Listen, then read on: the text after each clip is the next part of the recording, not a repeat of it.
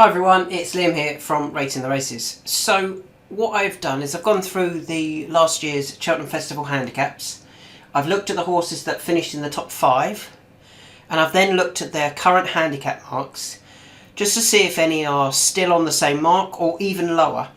And there's a few that have definitely caught my eye. So we're going to go through those and we're going to talk about all of those that are on the same mark or lower, and then talk about whether I like them for a race this year or not. So the first horse that going through day by day from the Boodles Juvenile Handicap Hurdle was Too Friendly.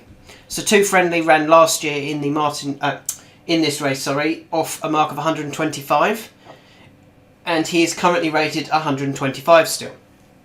We can see he was 5th. He went off 16 to 1 and he traded 6 to 1 in the run.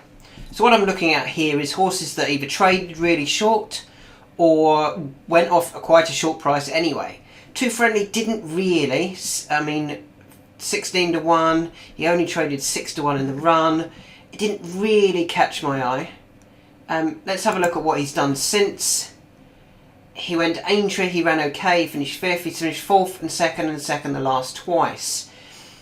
The thing that they could look at doing with him, let's just have a look, see what that is. That's the next race.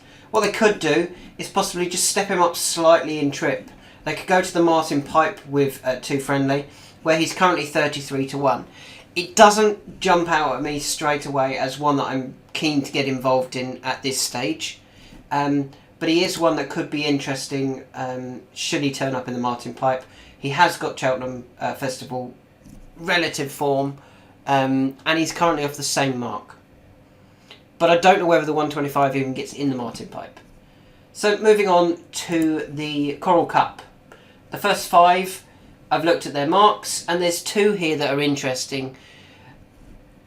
Unfortunately, they're both in Ireland, so we don't actually know what their handicap marks are. So Ashdale Bob ran off 152 in England at Cheltenham, and he's currently rated 152 in Ireland. I think that means he'll be rated about 160 in the UK, which actually means he's a higher mark. But if the handicapper was nice and left him off that 152 mark in England as well, he would definitely have a chance in the Coral Cup. But I think the fact he finished 2nd last time out to the Stayers Hurdle favourite probably suggests he's going to end up in the Stayers Hurdle this year. Maze Runner finished 5th in the Coral Cup. He was 40 to 1. That would be my concern about him. He was a big price. He was 40 to 1. He never traded that short, so he's kind of just ran on into the places. He is actually £5 lower in Ireland. He's rated 134 in Ireland, but I would worry that if the handicapper in England gave him the same mark as 134, he might not even get in the Coral Cup. So the Coral Cup looks a bit of a no-bet race as well, using this angle. The next one I want to talk about is the Grand Annual, and there's 2 here that I do think are interesting. They are the 2nd placed Andy Defray. Is it Defray or Defresne? I think it's Defray, isn't it? Isn't he from the Green Mile or something like that? Anyway, Andy Defray is how I'm going to pronounce it. He went off 130 last year. He finished 2nd. Traded just over even money in the run. And he's actually £3 lower in Ireland. He was rated 155 in England. He's rated 152 in Ireland at the moment. Now, if the handicapper goes, I can't really rate him that much higher, because he has had some disappointing runs since then. You see, he fell. He finished 3rd at Navan. His last 2 runs have been very poor. Now, I have a feeling that, it's JP McManus. This horse could be being plotted to come back for the Cheltenham Festival. If we have a look at his current price. Andy Defray. Here he is. 25s, 20s, 16s. 20s and 16s. Some of these are... None of them do non-runner no bet just yet.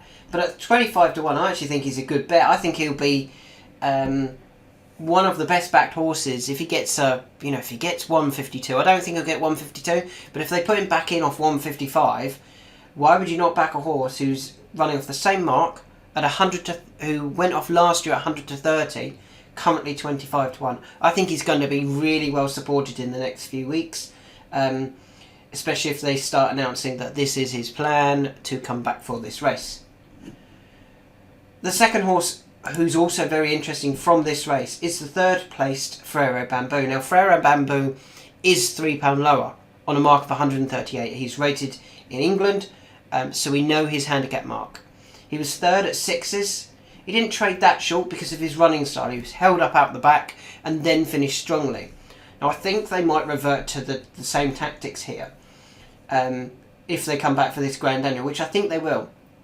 If we look at the race, it was the winner was Global Citizen, a former top class horse. Fourth was Editor de Gite and fifth was Amarillo Sky. Both of these have won good handicaps since.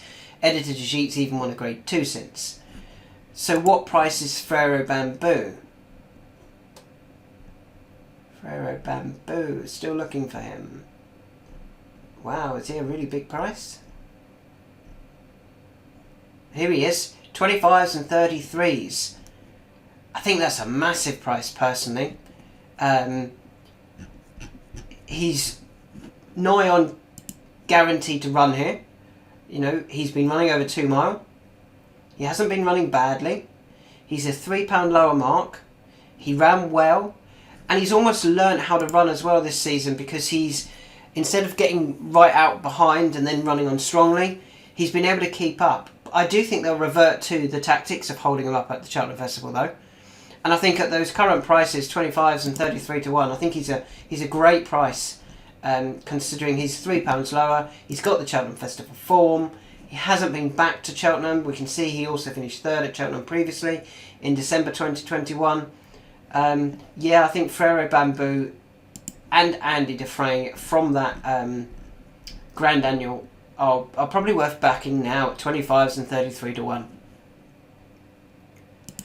Let's move on to the plate, which features 2 that have dropped, or have they both dropped? No, one's on the same mark, one's dropped.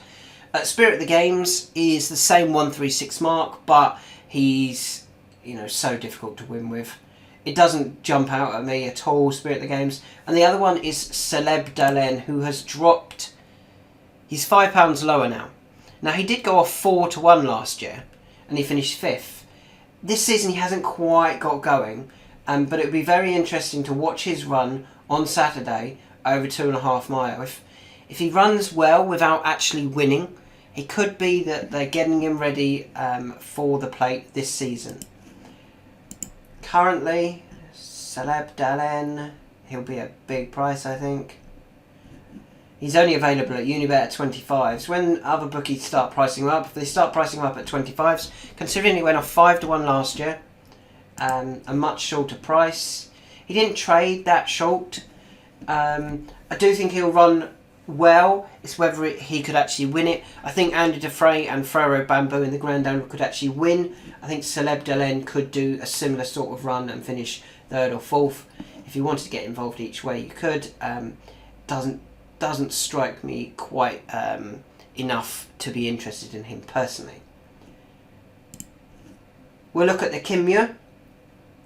The horse who's dropped in the handicap mark from the Muir is Didero Vallis. Dropped £4 down to 124, 123, I think even. He was 66 to 1 last year. I don't think he'll get in this year. I'm not that interested in this race. I think the Muir will be won by Mr. Coffee anyway. I think they'll save it. They're saving him to return this year. But yeah, I don't actually think Didero Vallis will get in. I don't even know if he's got a price in here either. I think if he has, he's really big. He was 66 to 1 last year. He's going to be 66 to 1 or bigger again this year, I believe. Or I feel. Anyway, so let's move on to a race that I do really want to look at. It's the County Hurdle.